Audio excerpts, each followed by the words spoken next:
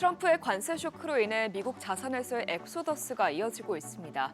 주식시장은 공식적으로 약세장에 진입한 상태이고 안전자산으로 여겨졌던 미 국채와 달러마저 흔들리고 있는데요. 이런 흐름 속에서 투자자들이 피난처로 어디를 주목하고 있는지 오늘 굿모닝 마켓에서 살펴보겠습니다. 우선 지난주 주식시장 등락률부터 살펴보면 다우지수는 한 주 동안 2.66% 빠지면서 4만 선 밑에서 마감했고요. 나스닥 지수도 2% 넘게 떨어지면서 올해 들어서만 15% 넘게 하락했습니다. 그나마 S&P 500 지수는 낙폭이 적긴 했지만 여전히 연초 대비해서는 크게 빠진 상황입니다.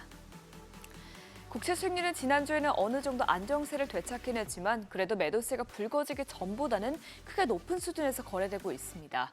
10년물 금리는 지난주에 16베이시스포인트 하락했지만 직전 주의 상승폭인 50베이시스포인트 회복에는 못 미쳤고요. 2년물 금리는 14베이시스포인트 내렸지만 이 역시 그 전주의 상승폭인 50베이시스포인트보다 적게 하락했습니다.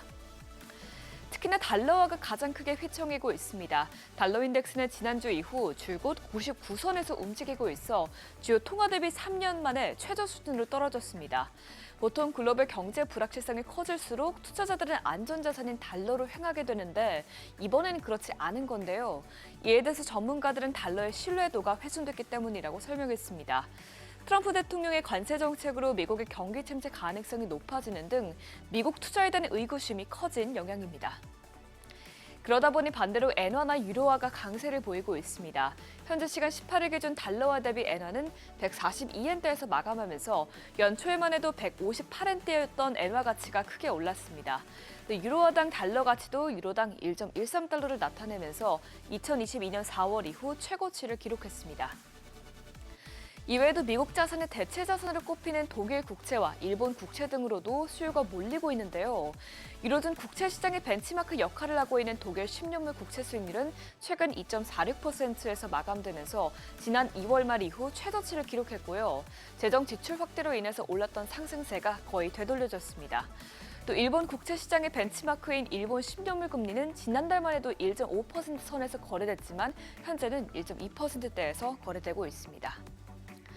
실제로 관세 우려 때문에 미국 부유층들은 최근 스위스 금융기관으로 자산을 옮기려는 이 포트폴리오 재구성 움직임을 보이고 있다는 외신 보도도 나왔습니다. 보도에 따르면 스위스 은행들은 최근 몇 달 새 미국 부유층을 상대로 투자 계좌를 비롯한 자금 흐름 변동과 관련한 상담과 비즈니스를 늘렸다고 하는데요. 달러와 약세, 그리고 관세 부과 리스크, 연방정부 적자로 인한 불확실성에서 벗어나기 위한 경향을 보였다고 외신은 설명했습니다. 그러면 마지막으로 이번 주 주요 일정도 살펴보겠습니다. 이번 주부터는 시장의 시선이 트럼프 입뿐만 아니라 빅테크를 포함한 기업들의 실적에도 초점이 맞춰질 것 같은데요. 우선 테슬라는 현재 시간 화요일에 실적을 내놓을 전망입니다. 다만 실적 전망은 어두운데 올해 1분기에 테슬라 인도량이 전년 대비 급감한 데다가 전 세계적으로 테슬라 불매운동이 벌어지고 있어 이번 실적에 거는 시장 기대치는 이미 크게 낮아져 있는 상황입니다. 또 알파벳은 24일에 실적을 공개하는데요.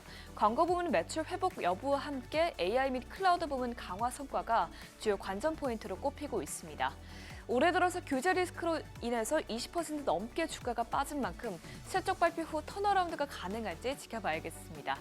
이외에도 경제 지표로는 4월 미시간대 소비자 심리지수 확정치가 나오게 되는데 지난 예비치보다 더 하락세가 가팔라졌을지 주목해 봐야겠고요. 또 연준의 베이지북을 통해서 경기 침체 우려가 계속 나오고 있는 만큼 미국의 경제 활동에 어떤 변화가 있었는지 파악해 봐야겠습니다. 굿모닝 마켓이었습니다.